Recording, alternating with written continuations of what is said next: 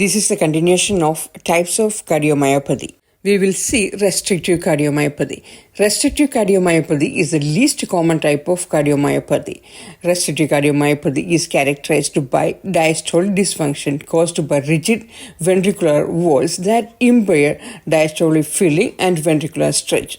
Systolic function is usually normal in this restrictive cardiomyopathy. Restrictive cardiomyopathy occurs when the heart muscles become stiff and not able to fill with blood properly. The heart muscle become infiltrated by various substances resulting in severe fibrosis. The heart muscle becomes stiff and non-distensible, impairing the ability of the ventricle to fill with blood adequately. With restrictive cardiomyopathy, the ventricles are resistant to filling and require high diastolic filling pressures to maintain cardiac output. The specific cause of restrictive cardiomyopathy is unknown, but several pathologic processes may be involved. Myocardial fibrosis, hypertrophy, and infiltration stiffen the ventricular wall with the loss of ventricular compliance.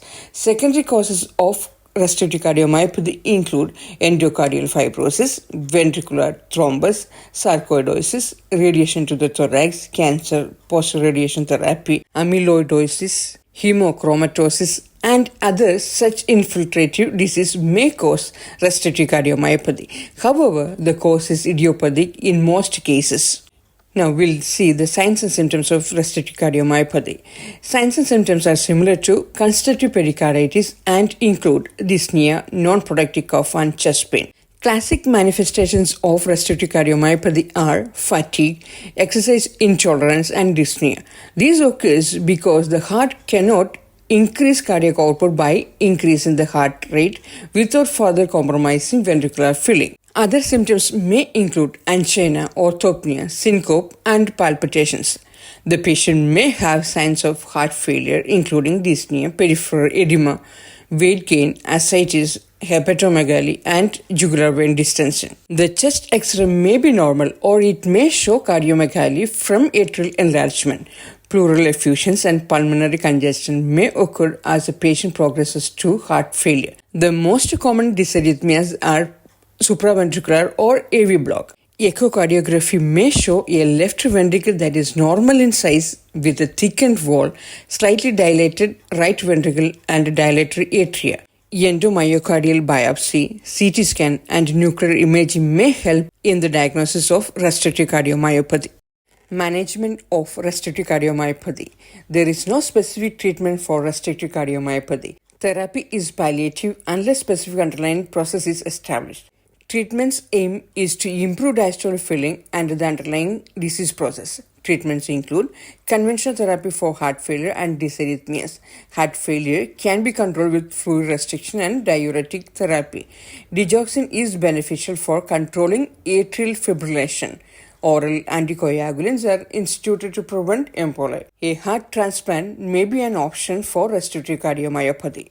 Nursing care is similar to the care of a patient with heart failure. Teach the patient to avoid situations that impair ventricular filling and increase systemic vascular resistance such as strenuous activity and dehydration. All patients with cardiomyopathy are at risk of infectious endocarditis from any procedure that may cause bacteremia. So, it is important to give prophylactic antibiotics. Next type is arrhythmogenic right ventricular cardiomyopathy or dysplasia. Arrhythmogenic right ventricular cardiomyopathy is an autosomal genetic disorder. It is an uncommon form of inherited heart muscle disease. ARVD occurs if the muscle tissue in the right ventricle dies and is replaced by fat that can become scarred. This process disrupts the heart's electrical system, causing arrhythmias. Initially, only localized areas of the right ventricles are affected, but as the disease progresses, the entire heart is affected. Eventually, the right ventricle dilates and develops poor contractility, right ventricular wall abnormalities, right ventricular dysfunction, and ventricular dysarrhythmias. Stages of arrhythmogenic right ventricular dysplasia. A person can go through 3 stages over time. Concealed stage. Client may have no symptoms but could have an abnormal heart rhythm while exercising. Test results can look like nothing is wrong.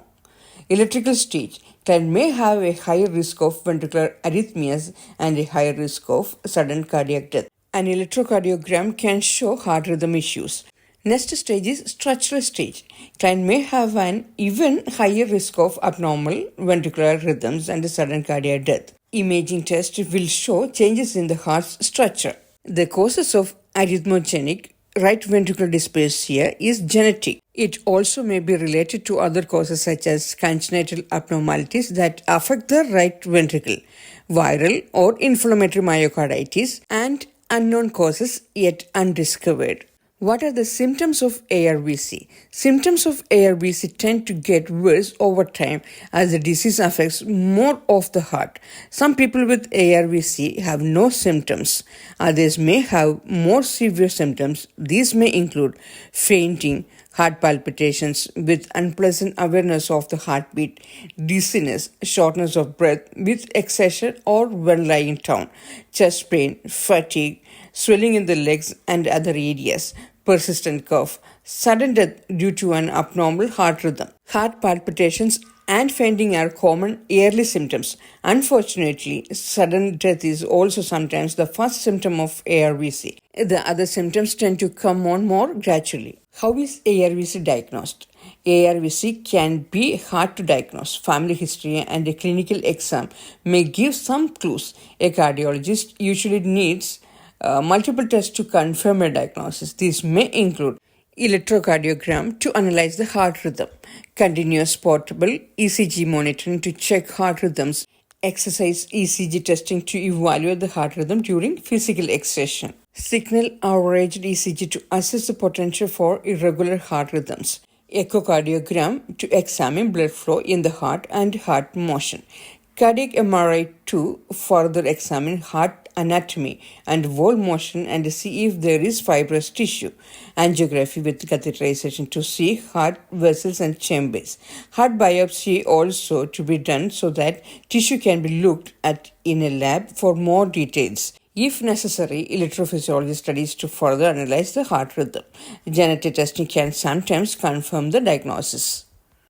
Now we will see the treatment of ARVC. A variety of medicines may be used to treat ARVC. Some of them may be needed only when the disease is more severe.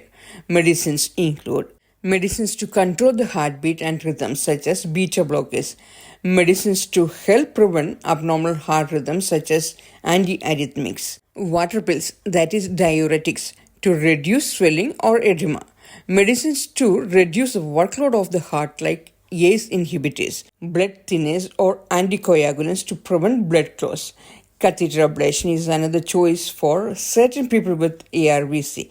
This is a procedure used to treat certain types of abnormal heart rhythms. Ablation involves threading a catheter through a vein in the groin up to the heart. There, the healthcare provider uses heat to destroy the cells that are starting abnormal heartbeats. Many people with ARVC need an implantable cardioverter defibrillator. An ICD is a small electronic device placed under the skin and attached to the heart using a wire. Some ICDs use a wire under the skin over the breastbone. These devices use electrical shocks to treat life-threatening arrhythmias. This can help prevent sudden death. The healthcare provider will review symptoms and test results to determine whether the client needs an ICD. If the damage to the heart has become severe, the client may need a heart transplant. Other classifications are called unclassified cardiomyopathies. Unclassified cardiomyopathies are different from or have characteristics of more than one of the previously described types and are caused by fibroelastosis, non-compacted myocardium, systolic dysfunction with minimal dilation, and mitochondrial diseases. Examples of unclassified cardiomyopathies can include left ventricular non-compaction and stress-induced cardiomyopathy or Takotsubo. Takotsubo cardiomyopathy or Takotsubo syndrome, also known as stress cardiomyopathy, is a type of non-ischemic cardiomyopathy in which there is a sudden temporary weakening of the muscular portion of the heart. Stress-induced cardiomyopathy is a non-familial cardiomyopathy characterized by acute left ventricular dysfunction. It usually appears after a significant stressor, either physical or emotional. When caused by the latter, the condition is sometimes called broken heart syndrome. It is a form of myocardial stunning that is associated with hyperkinesis of the basal LV segments, akinesis of mild LV segments, and dyskinesis of the apical LV segments. Examples of physical stresses that can cause TTS are sepsis, shock, subarachnoid hemorrhage, and pheochromocytoma. Emotional stresses include bereavement, divorce, or the loss of a job. Clinically, Takotsubo cardiomyopathy can present with ST segment elevations followed by inverted T waves associated with chest pain and elevations in serum troponin levels. As such, this is a diagnosis of exclusion after acute coronary syndrome has been excluded. Complications can include LV outflow tract obstruction, shock, LV thrombus, as well as ventricular and atrial arrhythmias. LV contractility often normalizes within days to weeks, and electrocardiography changes resolve much later within weeks or months. The prognosis is often good unless complications arise. LV noncompaction is a cardiomyopathy phenotype characterized by prominent trabeculation in the LV myocardium due to failure of compaction of the trabeculae during gestation. In left ventricular noncompaction cardiomyopathy, the lower left chamber of the heart, called the left ventricle, contains bundles or pieces of muscle that extend into the chamber. These pieces of muscles are called trabeculations. During development, the heart muscle is a sponge-like network of muscle fibers. As normal development progresses, the trabeculations become compacted, transforming the heart muscle from sponge-like to smooth and become solid. LVNC occurs when compaction does not occur. These trabeculations typically occur at the bottom of the heart, called the apex, but can be seen anywhere in the left ventricle. Individuals with LVNC may also have another type of heart muscle disease like hypertrophic cardiomyopathy or dilated cardiomyopathy or restrictive cardiomyopathy. Clinical features of LVNC include systolic dysfunction with heart failure, thromboembolic complications, arrhythmias, and sudden cardiac death. Diagnosis is made based on characteristic features found on electrocardiography, magnetic resonance imaging, or LV ventriculography. The treatment is focused on treating associated types of heart muscle disease such as thick heart muscle, that is hypertrophic cardiomyopathy, or poorly squeezing heart muscle. The primary goal is to improve cardiac function and to prevent symptoms. Medications are used to treat symptoms, reverse heart damage, and to prevent ongoing damage to heart muscle. If an individual has decreased heart function, they are at an increased risk for a clot to form in between the trabeculations. A blood thinner such as aspirin may be recommended for some individuals to prevent blood clots forming. The formation of a clot places an individual at risk for stroke or other organ damage that can occur if a clot leaves the heart. Lifestyle changes are recommended for some individuals.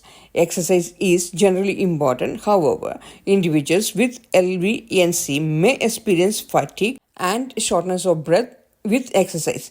It is important for these individuals to limit their activity if they become tired, dizzy, or have difficulty breathing. Some people with LVNC are at increased risk of sudden cardiac death. For these individuals, an implantable cardioverter defibrillator may be recommended. In some patients with LVNC, a pacemaker, that is cardiac resynchronization therapy, may be combined with the ICD. If cardiac function continues to worsen despite medications, a mechanical device may be necessary to help the heart pump and supply blood to the body. In some cases, if the condition is severe, a heart transplant may be considered.